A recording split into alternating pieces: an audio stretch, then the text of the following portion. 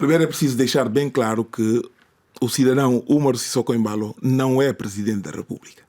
Ele foi Presidente da República e assumiu a posse no dia 27 de fevereiro de 2020 e no dia 27 de fevereiro de 2025 chegou ao fim o seu mandato. Mas ele não deve continuar mandato até novas eleições? Não. Quem é que deve liderar o país? Isso não existe em nenhuma Constituição, sobretudo de regime, de sistema de governo semipresidencial. Isso existe para governos, os governos aguardam até a nomeação de novos governos. Existe para assembleias da República, que os deputados aguentam-se até a eleição de novos deputados. Não existe para presidentes da República. E a Constituição da República deixa muito claro quais são os mecanismos para substituição perante o seu impedimento, seja temporário, seja definitivo, como é neste caso. Agora, repara, mesmo em termos de substituição temporária, não é? O cidadão ou o presidente na altura, Umaro Sissoko Embalo, tem tão grande déficit de cultura democrática que mesmo nessa altura, quando ele viajava, não era o presidente da Assembleia Nacional Popular que o substituía. Ele deixava como substituto, inicialmente, o chefe do governo, o primeiro-ministro, e mais tarde o ministro do Interior. Tal é a forma arrogante e o desprezo que ele tem em relação à ordem constitucional. Mas, Domingos Simões Pereira, se Umaro Sissoko Embalo não ou deixou de ser presidente da Guiné-Bissau, considerando que o mandato dele terminou a 27 de fevereiro, quem deve estar a assumir esse cargo neste momento? Ou quem deveria? A Constituição da República é muito clara em relação a isso. É o presidente da Assembleia e o presidente da Assembleia sou eu e, portanto, é essa a responsabilidade que eu tenho. Nós entendemos que, mais do que brigar essa questão de quem deve estar, quem não deve estar, de acordo com a Constituição, eu penso que não há nenhuma dúvida sobre isso. Mas nós fizemos uma proposta que pensamos que podia e deve contribuir para ultrapassarmos esse debate. Nós entendemos que pode-se discutir esta questão.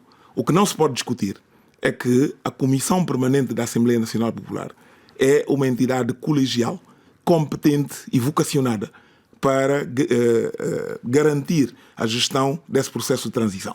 E, portanto, nós entendemos, em reunião que foi convocada por mim e em que compareceram os membros da Comissão Permanente, que a Comissão Permanente devia tomar a iniciativa desse processo, convocar as outras forças políticas e mesmo outras entidades da sociedade civil para uma plataforma de diálogo inclusivo a nível nacional, no qual as questões mais prementes seriam debatidas e procurava-se um consenso. Mas esse diálogo é possível sem Umaro Sissoko Embalo? Esse diálogo é possível? Umaro Sissoko Embalo já não é Presidente da República. Ele teve 5 anos. Assim, faz-me uma questão que, de facto... Sua leitura, na leitura do PAGC, na leitura do Domingos Simões Pereira, na leitura dele, ele continua a ser Presidente da República. Sim, mas isto não deve ser uma questão de leitura do Domingos ou leitura dele. Mas mesmo os próprios analistas se dividem em relação à Guiné-Bissau. Sim, e se nós convidássemos também dividiam-se em relação a qualquer assunto. Não é? Portanto, unanimidade provavelmente não há em relação a nada. Agora, há factos.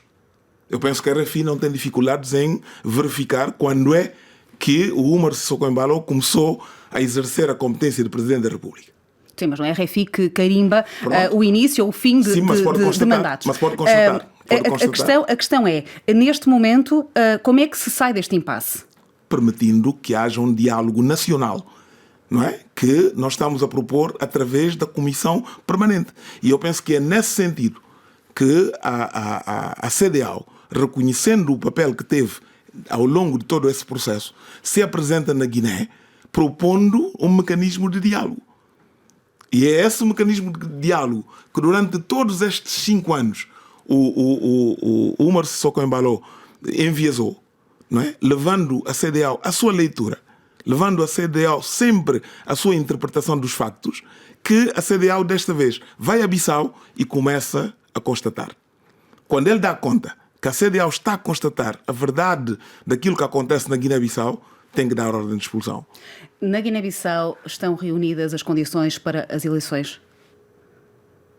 Sejam elas na data pedida pela oposição ou na data pedida pelo Presidente, há condições para essa realização de eleições? Não, há alguma razão porque o legislador exige sempre um período de 60 dias, neste caso, e em condições normais 90 dias para a preparação das eleições.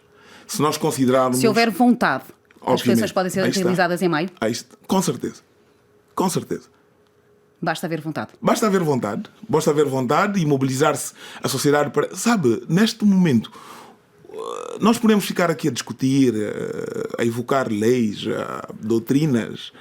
O povo guineense está a sofrer. Mas está a sofrer terrivelmente. Eu posso lhe garantir que eu conheço famílias que têm problemas de garantir uma alimentação diária. As escolas estão fechadas há muito tempo. O nosso sistema de saúde está de rastos. Completamente. Eu tenho uma amiga, uma jornalista, que faz reportagens e viaja para a Guiné com alguma frequência. Ligou-me a dizer que teve um mal-estar, sentiu-se mal durante a noite, foi para o hospital e teve que sair de lá a correr. A situação na Guiné-Bissau é catastrófica. É importante que os nossos parceiros e todos aqueles que nos acompanham deixem de acompanhar a situação da Guiné numa perspectiva prosaica de pronto, a Guiné tem-nos alimentado com histórias deste tipo. Não. A Guiné está sequestrada por um senhor que utilizou mecanismos vários que ele provavelmente aprendeu noutras latitudes, sequestrou a Guiné, instrumentalizou instâncias que lhe permitem usar a força e está arrastando o país para um beco sem saída. É preciso parar. É exatamente isso que eu gostava também de perceber, que é como é que se justifica que com esta contestação interna, com este imbróglio com a CEDEAO, o Umaru Sissoko Embaló continua com o apoio do governo e com os tapetes vermelhos estendidos por este mundo fora. Ele acabou de chegar da Rússia na semana passada, Azerbaijão, Hungria, esteve aqui em Paris. Há um anúncio também de uma deslocação aos Estados Unidos. Para a comunidade internacional, é indiferente a situação política interna do país? Parece. Se fizermos essa leitura, é exatamente aquilo que transparece, porque é completamente contraditório. E como é que olha para as relações, especificamente, entre Umaru Sissoko Embaló e Emmanuel Macron?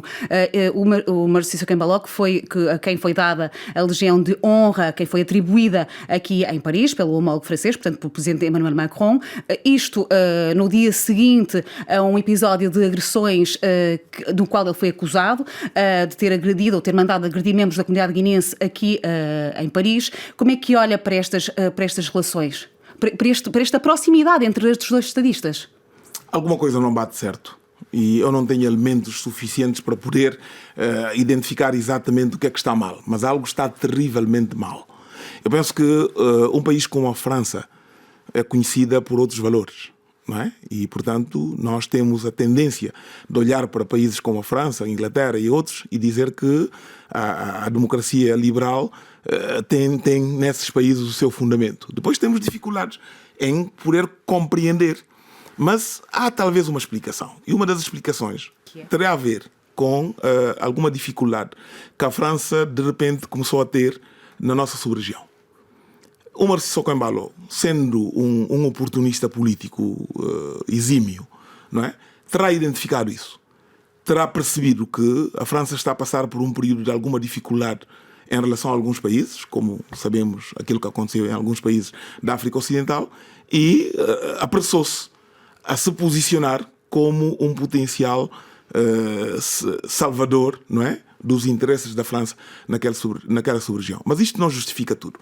Eu penso que a França é uma grande potência, tem não só competência, mas tem a obrigação de ter mais informação. E não basta pretender salvar uma situação pontual. Mas não tem mais informação ou fecha os olhos a essa informação? É o que eu estou a dizer. Eu não tenho como aceder, só posso considerar que ou é uma terrível falta de informação ou é um desprezo por aquilo que nós representamos enquanto povo e enquanto nação. A Guiné-Bissau deve receber este ano a presidência da CPLP e, consequentemente, a Cimeira do Bloco. Há condições para uma realização desta Cimeira em Bissau e a realizar-se. Não é mais uma vez a validação do modus operandi do Umaru Sissoko Embaló? Absolutamente. Absolutamente. Eu, a seu tempo, quando fui questionado em relação a isso... O senhor foi diretor executivo da CPLP. Secretário executivo exatamente. Da CPLP. Na altura eu disse e continuo a afirmar, essa é a responsabilidade dos Estados-membros da CPLP, avaliarem se querem realmente ser presididos por um presidente fora do seu mandato. O mandato do Umaru Sissoko Embaló terminou no dia 27 de fevereiro de 2025. Se a comunidade de países de língua portuguesa se sente honrado por ser presidido por um presidente que não realiza eleições dentro dos prazos constitucionalmente estabelecidos, compete à nossa organização decidir. Deve a Guiné-Bissau ponderar manter-se na CEDEAO? Não, eu penso que essa questão estaria a ser mal. Este não é o momento para se discutir isso. Deixo só aproveitar para dizer que eu penso que todos os Estados-membros da CEDEAO deviam, a meu ver, em vez de ficarem por esta divisão entre quem acha que devem manter-se e quem acha que devem sair, deviam perceber que algumas das questões que esses países, agora tratados como países do Sahel, colocam, a comunidade dos nossos países na CEDEAO também coloca essas questões. Não é? A questão da moeda do franco CFA, a questão da paridade com o euro, a questão das próprias relações com França e com outros países do Ocidente, são questões que os cidadãos da CEDEAO colocam. E, portanto, devia-se abrir uma plataforma de diálogo e que pudesse enquadrar. A CEDEAO tem perdido muito espaço, tem perdido muito fôlego. É preciso serem capazes de permitir uma reavaliação dos mecanismos. Eu sei que muito daquilo que é a nossa integração regional se inspira do formato europeu.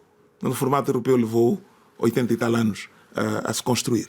E, portanto, nós devemos encontrar outros mecanismos que compensem a falta de consolidação de alguns princípios que ainda lá não estão presentes. Domingos Simões Pereira, termina esta entrevista com uma pergunta sobre as próximas eleições. Vai voltar a candidatar-se à presidência da Guiné-Bissau? Eu sou presidente do maior partido político da Guiné-Bissau, partido histórico que é o PAIGC. Eu sou presidente da coligação PAI Teraranca, que ganhou as últimas eleições com uma maioria absoluta. Uma eleição não só organizada por Umar Sissoko Embalo, mas conduzida por Umar Sissoko Embalo, onde impediu-nos de utilizar o nosso símbolo, obrigou-nos a trocar todos os símbolos do partido. Nós fizemos uma campanha sem qualquer material de campanha e ganhamos com maioria absoluta. Se o meu partido e a minha coligação mantiverem a sua escolha em mim, eu estou disponível e estou pronto. E o militante do PAIGC, Domingos Simões Pereira, tem vontade em assumir essa candidatura? A maior motivação que eu tenho para a minha vida é servir a Guiné-Bissau. E perante isso, estou disposto a tudo. Isso é um sim? É um sim. É um sim redondo e sem qualquer tipo de hesitação. Muito obrigada, Domingos Simões Pereira. Muito obrigado.